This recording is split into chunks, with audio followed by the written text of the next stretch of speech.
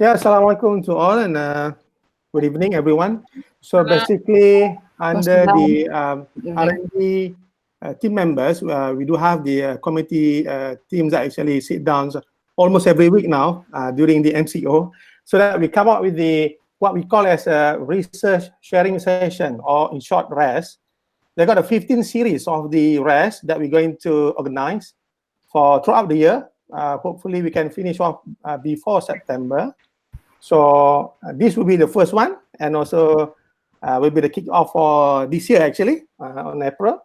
So basically, we had scheduled the ReSS based on the topic by topics. We tried to introduce the initial stage of the research activities, and then we move on from there to research methodology and also the software, the research software, and right until we manage to produce or writing an article, research article. So that's our plan. So, well, as for the start, I've been asked actually, been requested to become a first presenter. So it's actually a sharing session. Just make it leisure. You can just pop in and ask any question that you want. Hopefully, for each of the session, it will take just about 20 to 30 minutes. And we will spare some extra time for the Q&A sessions. Okay. Okay, let's get started. So basically, I would like to share about the research ethics and plagiarism. It's actually among the most important criteria before we actually, conduct our research activities. So let's have a look on what is actually the research ethics all about. Well, if let's say we just focus on the ethics itself, in a very simple words, it's about the moral of principles, about right and wrong. And if let's say we want to, if let's by definitions on the dictionary or maybe from the Wikipedia, it actually seeks to resolve questions of human morality by defining concepts such as good and evil, or is it right and wrong, or is it justice and crime. But usually ethics could be vary from person and also by the time and also by the place. It's not that, whenever you have a good ethics, okay, that's fine. But then some of the bad ethics, well, quote unquote, some of the bad ethics, maybe it's actually eventually it will produce good outcomes at the end of the day. So that's why ethics can be vary from person to person and also from time and also based on the place. And when we talk about the research ethics, well, it is actually a combination between the ethical principles into the research practice. So if the ethics stand alone, it's just about the morality of the people. But when we come to the research ethics, we have to blend together the ethical principles as well as the research practice that we're going to pursue in. All right. So it should be actually involve a balance between and within the principles and practices. And if let's say we conduct research activities, we need to consider the research ethics since from the beginning, okay, till the end of the results. So that's why at all stages we need to actually comply with whatever ethics that we need to follow in order to make sure that we are actually, in a safe side. It's not only for us, also for the respondents, because in actually even in several universities, they actually have the research ethics committee. Before you can actually proceed for your research activities, you need to actually present in front of the research ethics committee. Where actually, commonly, actually, research ethics committee will be useful for those who are actually involved in the medical experiments, for example, or medication, for example. So those are actually very crucial area that, when you start to involve with the research activities. So it's not new actually, research ethics. It was there since after World War II, which is on 1947, based on the Nuremberg Code. They actually come out with the research ethics to look at the permissible medical experiments to the human beings actually. So right after the World War II, they got so many issues on the diseases and also the vaccines that need to be produced. So they come up with the the ethics in order for the doctors and also for the physicians to actually conduct the medical experiments for the patients. So nothing new about the research ethics. It was there since 1947 and then continue with 1968, which is on the Helsinki Declaration, where actually again is about the medical treatments, medical research that involve humans. And then on 1979, on the Bellman report, again, it focused on biomedical research, okay, and also behavioral research. And then on 1993, by the Council of International Organization for Medical Sciences, again, they are looking at the research ethics that includes ethics, medical product development, and safety. And recently, on 2005, under the UNESCO, they come up with another improvement of the procedure for the research ethics in bioethics and human rights. So these are actually, the history of the research ethics. It's nothing new about it. It's just that, we need to ensure that we are complying with the ethics that have been listed down by the previous committee members. Okay.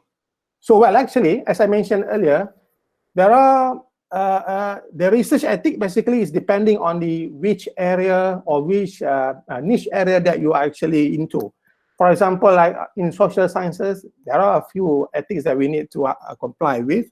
If you go for example, like medical experiments, like I mentioned earlier, so there are a few other research ethics that you need to go through, that you need to actually ensure that you are compliant with.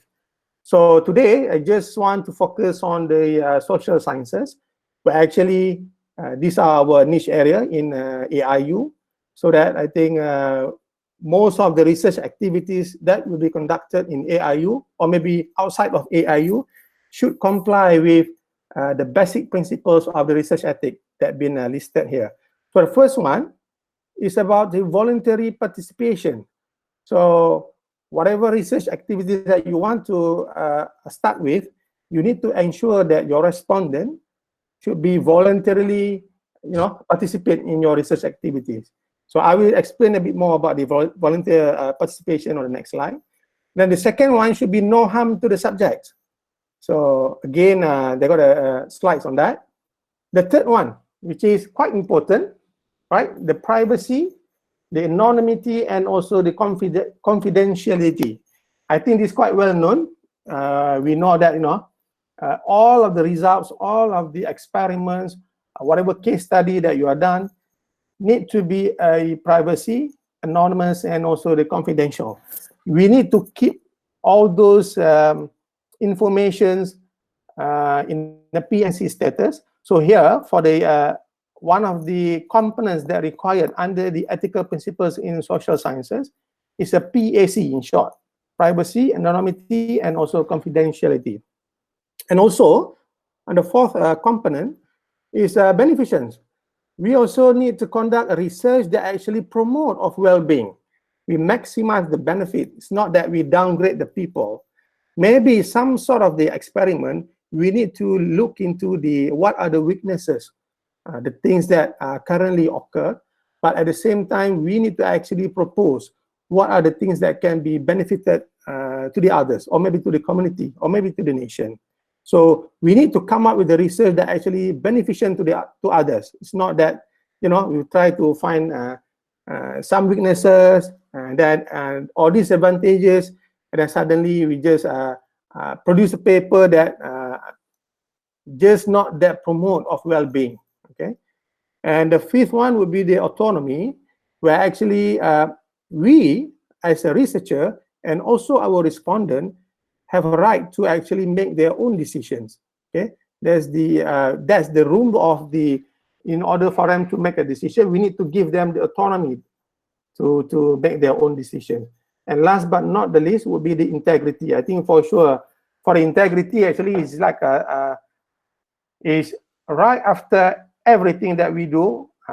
It's not only on our research, but also in our, daily routine, and also in our working life.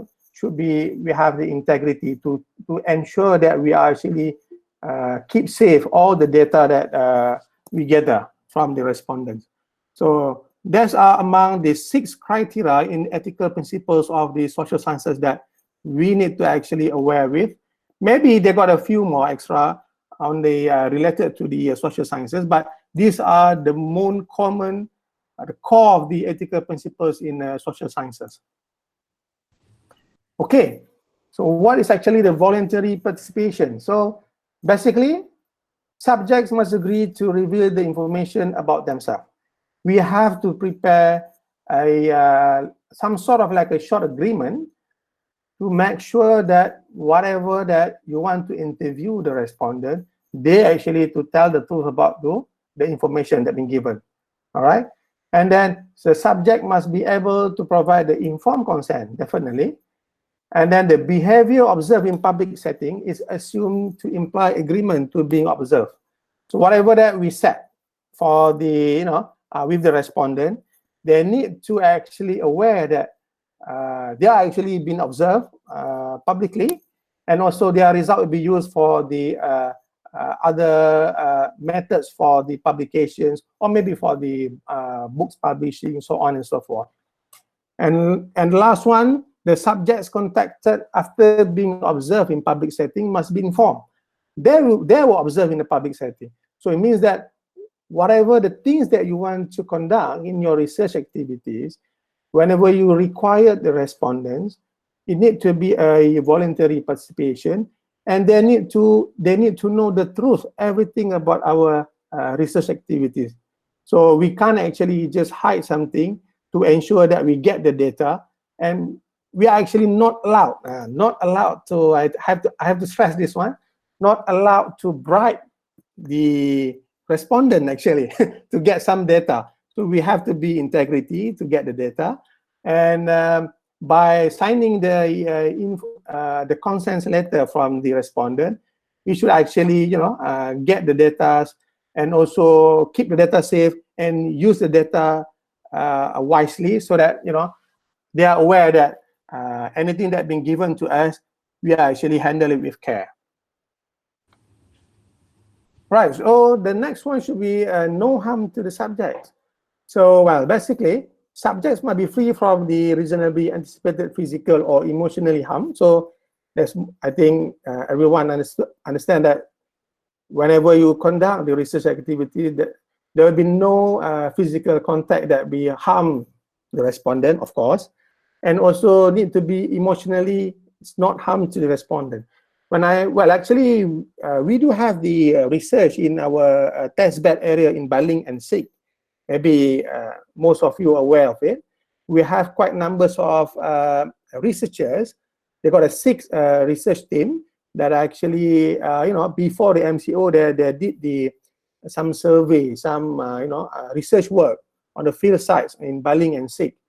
And actually, they're actually experiencing how do we actually conduct the research in the area of Baling and Sik, in order to make sure that they comply with the no harm to the subject. For example, I think Dr. Kausum keep on raise, not raise this matter, but share their experience.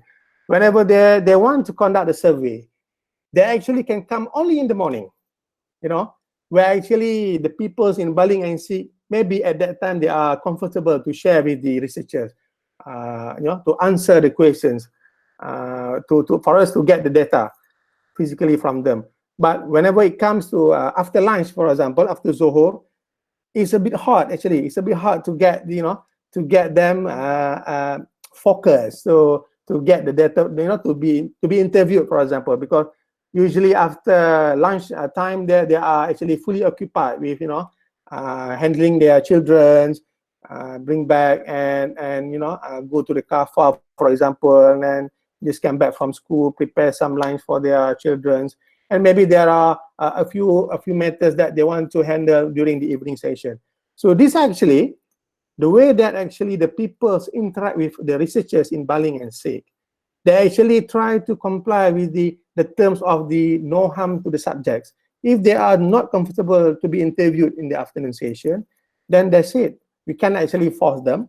We have to actually understand that these are the morning session would be the most acceptable period of time for them to sit down, relax, and also, chat with us to answer some of our surveys and also the questionnaire.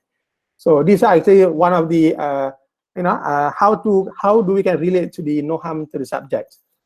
Okay. Informed consent, of course, before we actually, start to get in touch with the respondent, of course, we need to actually come up with what is actually the purpose of our study. We need to tell them. We need to tell them what is actually the purpose of the study and how they can actually respond, how the respondent will be selected, and the result, we need to tell them where actually the result will be used for. Maybe we want to publish in a newspaper, for example. Maybe we want to publish in a research article, journals, or proceeding. So at least they are aware that, some of the things maybe they don't want to mention to us.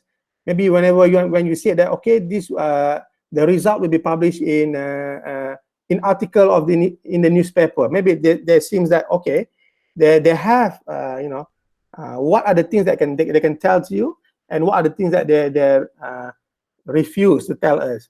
So these are the things that you need to tell them upfront. And also, of course, they need to be on a voluntary basis in order for us to conduct the survey or the study. And well, okay, the fifth one, respondent can keep any incentive if they withdraw from the study.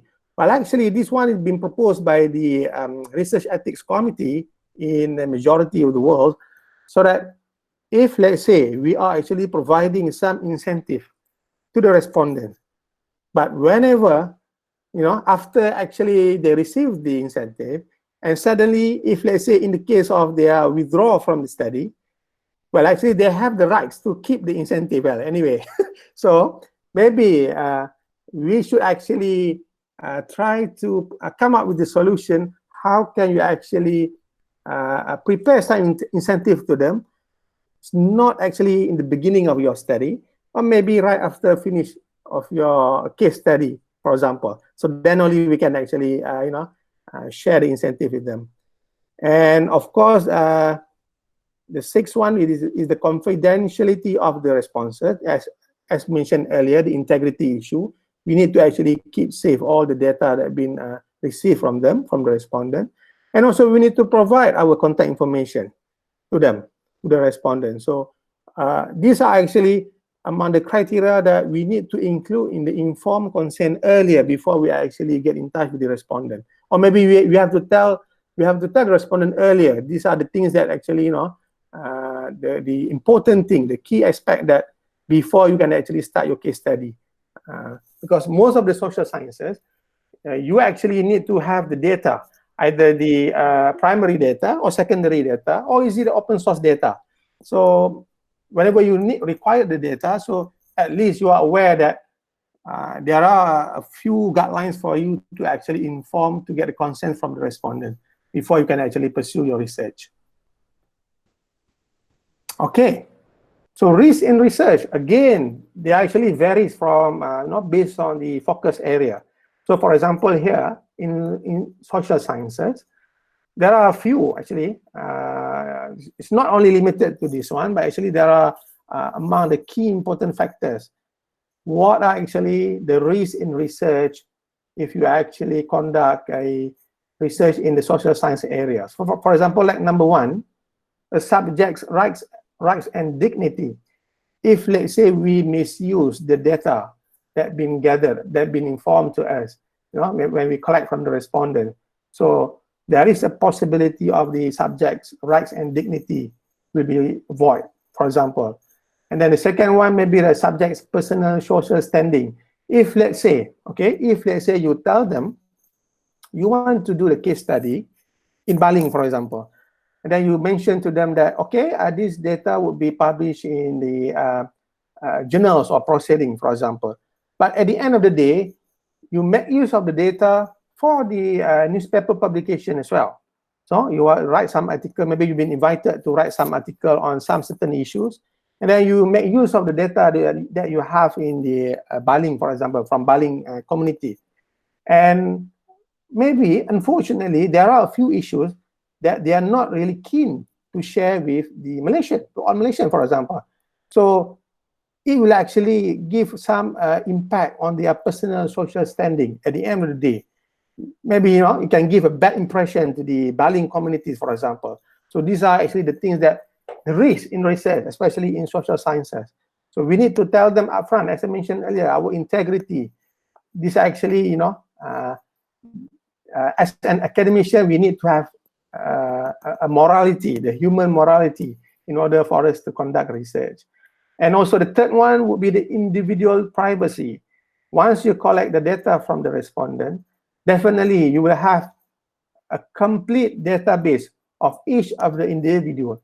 So like, you know, again, I take example in Baling, we are actually collecting some of the data to actually perform the bridging inequality among the Baling communities. So we collect the socio-economic status, we collect their family backgrounds, we collect their, you know, so many things actually. All the data that we've been gathered can be compiled in a single database, and we need to actually, you know, become try to comply with the one that I mentioned earlier, the PAC, the private anonymity, and also the confidentiality of the individual itself. So that's why some of the researchers, you know, it can happen actually, it may happen actually, try to broke the privacy of the respondents, for example. So again, we need to handle with care all the data that have been provided by the respondent for us to use just only for the research activities. All right. And then the next one would be the personal values and belief. It got relates with the a few elements up there. Subject links to family and wider community. Like I mentioned earlier, if let's say not been exposed in the newspaper, for example, they will actually eventually will affect their family members. That's why some of the, you know, like the ethics in reporting a newspaper, in a newspaper, for example, if let's say someone been handcuffed by the police, so their image, for example, will be blurred until they're found guilty. Then only, you know, we can disclose their names, for example. So these are actually that one maybe related to the ethics in as a reporter, but as far as research ethics, they also have links in terms of the, you know, family and wider community impact. And also again, maybe it will affect the occupational status or position. You know, someone that let's say we interviewed the VVIP person, maybe there are things that we need to hide their data, and maybe some of the data that can be exposed. So we need to be very careful on that. Implications of revealing illegal sexual or deviant behavior. Of course, if we actually misuse of the data, no, it can be a good ethics, or maybe it can be a bad ethics as well. And then again, the last one is about the individuals, the whole communities, and also the categories of people. So these are actually the risks in research when we conduct research in the area of social sciences. So, well, it's not limited to all of these points only. Maybe they got a few more, but these are among the key important aspects. Why actually we need to comply with the research ethics whenever we conduct research activities, because we never know that one day we actually, you know, can give a bad impacts to the not only to the individual, maybe to the family members, or at large maybe to the community. So we need to be very careful. We need to be very focused in our research. We need to comply with the research ethics that have been outlined. And furthermore, if let's say we are not really sure what is actually will happening in the future, no, we need to get consult with the senior members, you know, because the more that you did the experience on the real life, you practice it, the more that you gain, you know, the experience in doing research. So this actually the most basic things of the research ethics in social sciences that we need to aware of before we actually proceed with the research activities, not only in AIU, not only in our among our staff and students, but also when we deal with the the outsiders and also the respondents in all over the world. Okay.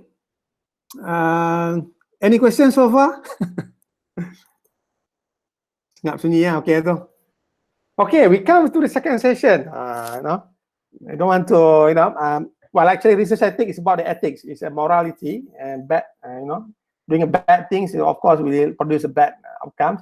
But hopefully, we do a good, try to do right things, and hopefully, at the end of the day, we produce good ethics. And the second part, actually, they got the interrelated issues between the research ethics and also the plagiarism. As we are aware, the plagiarism becomes quite common nowadays. I mean, not the issue, but the words itself, especially whenever we are conducting the online learning. So, we are actually preparing some of tools, actually. I think, Prof. Hafiz, we try to come up with the Turnitin software to make sure that our students are actually producing their own reports or assignments whenever been given from the lecturers. But the plagiarism is not only stopped at the undergraduate level, but when it comes to the postgraduate studies, which is during the master and PhD, is even more. And even if you are aware, in Malaysia itself, we do have several cases about the plagiarism issues among the academic staff. Whenever they publish a paper, happen to be that, it just been plagiarized from other papers, from the previous authors. So that's actually, this is what we have to bear in mind, that the plagiarism is become a crucial thing in today's research activities. I put it some of the important elements about the areas of academic misconduct. So one of it would be the plagiarism. I think plagiarism is quite common. We know that, even, well, hopefully, inshallah, we're going to introduce I'm going to offer our postgraduate studies later on in the near future. So whenever it comes to the thesis, all right, whenever you produce a complete thesis of the master or PhD, you need to actually go through the plagiarism checker. Maybe we're going to have one, which is a Turnitin, where actually there is a acceptable percentage of the plagiarism. But it's not that we copy and paste most of the words from the previous publication, but we need to actually, summarize. Or maybe the plagiarism, usually in the common practice in many universities, the acceptance percentage for the plagiarism is about up to 20% for each of the chapters. So there are actually, you need to come up with the summary of the, based on the plagiarism checker, so that the examiners will actually verify what are actually the issues that been declared as the plagiarized in your thesis, for example. So plagiarism is quite important in today's, especially in today's online learning approach, and also it's very crucial in our master and PhD by research. It's not only in AIU, I believe, but also across the globe, actually. And the second one would be the fabrication and falsification of the data. For engineering and technology, I'm not really, we can see that this issue can be occurred, but based on the social sciences, we can actually simply, fabricate or try to come up with our own data, for example, to make it look beautiful. You want to come up with a beautiful graph, for example, then you try to maneuver some of the data. So, actually, that's what we call as academic misconduct whenever you conduct research activities. Okay, and then the third one would be the non-publication of the data. So I will explain a bit more on the next slide. And also about the faulty data gathering procedures. They've got slides to elaborate on that. Poor data storage and retention. This backs to the research ethics that I mentioned earlier. We need to actually keep safe all the data, try to make sure that our data has been safe for about at least a minimum of 3 years. you know, in our database system. Misleading authorship in publication. I will explain a bit more. And also, last but not the least, is about a sneaky publication practices. Well, actually, I had an experience on this, what we call as a sneaky publication practices, where actually, some of the authors that submit their papers in journals or maybe conferences, whenever you become a reviewer, you are actually will try to copy and paste, for example, maybe titles of the paper, or maybe the introduction of the paper.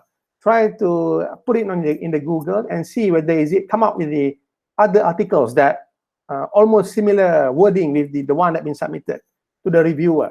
So it happened that my own experience when reviewing the papers, the journal papers, it's happened that they actually just plug and play from other publications. So this one actually what we call as an academic misconduct. You try to come up with your own publication, but actually you just try to slightly change the topics or maybe the contents based on the previous publication. If that previous publication is you are actually the main author, then shouldn't be a problem, because you are actually the sole author for the previous publication. But it's happened that it's not that yours publication. That's a very it's very bad actually to do this kind of thing in a research environment. Okay, for the let's see on the non-publications of the data. Sometimes they call it as a cooking data, where actually the data is not included in the results because they don't support the desired outcome. Or maybe you can call it as a bad data. So whenever you have the non-publication of the data or cooking data, or some people call it as a bad data, you need to actually exclude from your research article, because it will actually give some bad impression when people would like to see the impacts. For example, like for the social sciences, if let's say you come up with the data from the Baling NC, we know that Baling NC maybe the economic status over there is not really as good as compared to the Alostar, for example. So if let's say once you conduct the experiment or case study with the respondent, they give you some data, and then maybe you can see that the way that you approach the people, respondent, maybe you just focus more towards the high sides of the economic status in Baling rather than the low income status families in Baling. So maybe the data that you gather from the respondent is not really fair enough. So this is what we call as a bad data. We need to actually get a real data that on the real side of the populations, the economic status on that real area. So that's what we call as a non-publication of the data. Okay, the data gathering. What is actually the do and don'ts of the data gathering? Okay, we cannot collect the data from the participants who are not complying with requirements of the study. Again, like an example I give to you just now, is about let's say you want to focus on the poverty issues, but then at the end of the day, you are actually talking to the people that with the high income status, for example. Of course, that's not a real data that you actually would like to collect from the respondent. And you also don't using a faulty equipment. This one maybe relates to those who are actually using, for example, like a research software. Whenever you want to start with dealing with the research software, we need to make sure that the software that we use actually is compatible with the research activities that you would like to conduct with. And also, don't treat participants inappropriately. That's the common things. In order for you, like comes again relates to the research ethics that I mentioned earlier. It's about no harm to the subjects, so that you cannot actually treat the participants inappropriately, of course. And also, we should not record the data incorrectly. This one relates to the falsification and fabrications of the data. All right. And we try to do the most important things to collect the data and try to get the most aggravating things from the data that being collected. And also, we do always drop the non-compliers. If, let's say, the respondent is not really keen to give to share their data with us, then we should actually drop the cases. And also do fix the broken equipment. Do treat subjects with respect and dignity, of course, and do record the data accurately. And the last one, as mentioned, we need to actually store the data in a safe and private place for 3 years. This one is recommended from the majority of the research committees. We need to actually keep safe the data, especially when we deal with the social sciences focus area. You are actually receiving a bundle, dozens of data from the respondent. So we should actually store data in a safe and private place. We need to respect the the data that have been given. We need to keep the PAC words, which is the private, anonymity, and confidentiality. Okay. Well, for the authorship, okay. So it's good that, okay, as I heard from our research coordinator. So now we already appoint the research coordinator for each of the school, SBSS and SEHS. Dr. Rizal for the SBSS and Dr. Kalasum for SEHS.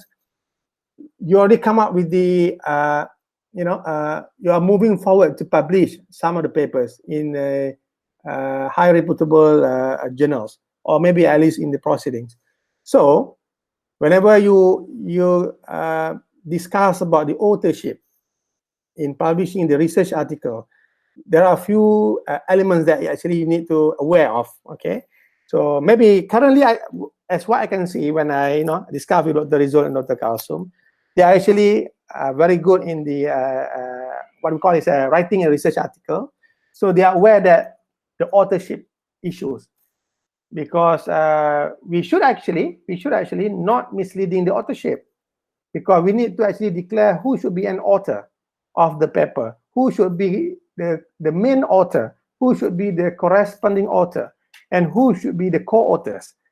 And actually, the way that we sequence the names in the papers, well, actually, it according to the weightage of works that have been done and your contribution in the paper itself.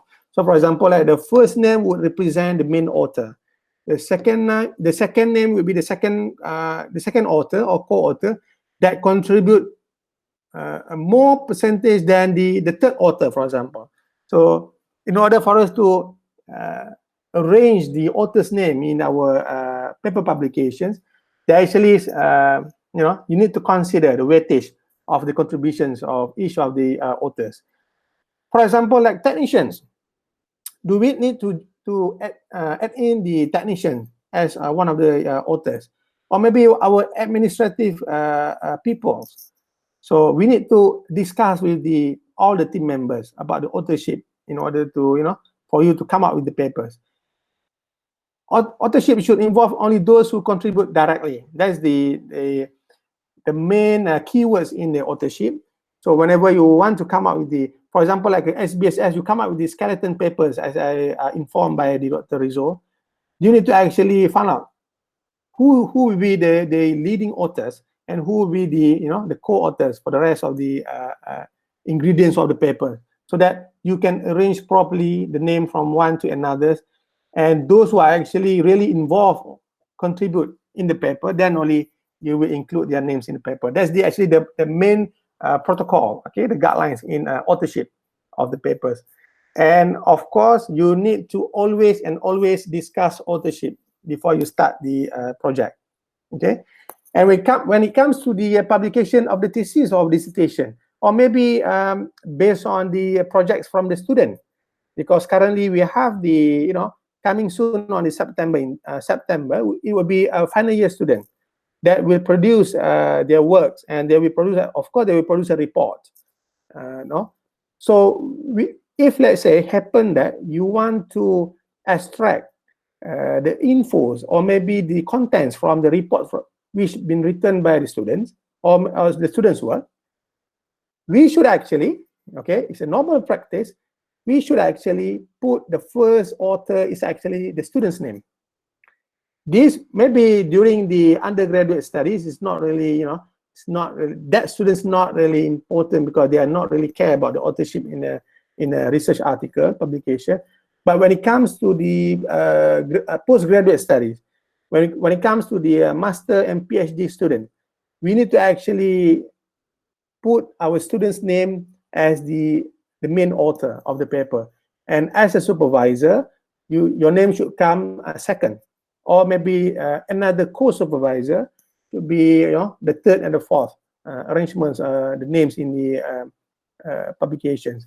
So some of the supervisors, I'm hoping that it's not in AIU. Some of the supervisors, they are keen to put their names as the main author because they declare that the idea, you know, the way that you conduct the experiment, the guidance, the what else, the advice, been actually, you know, the efforts, actually majority of it come from the supervisor. So that's why I think it can be, well, whatever that you want to come up with for the authorship in any publication, you need to discuss with the student or the respective person before you can actually come up with the draft of the papers. So because some of the, for example, like publication of the thesis, there is an issue. Okay, I would like to share the experience. In Malaysia, there is an issue where actually the student complete the thesis, okay, but then at the end of the day, it's maybe not able to went through the viva process due to some certain issues, because this is the international student, okay. They did their PhD in Malaysia, but then, however, I'm not really remember what are the issues, but happened to be the viva was not in place. So, but the thesis is there, and the thesis with the supervisor, okay, and then happened to be that the supervisor produced a paper based on the contents from the thesis and able to publish in high reputable journals, okay.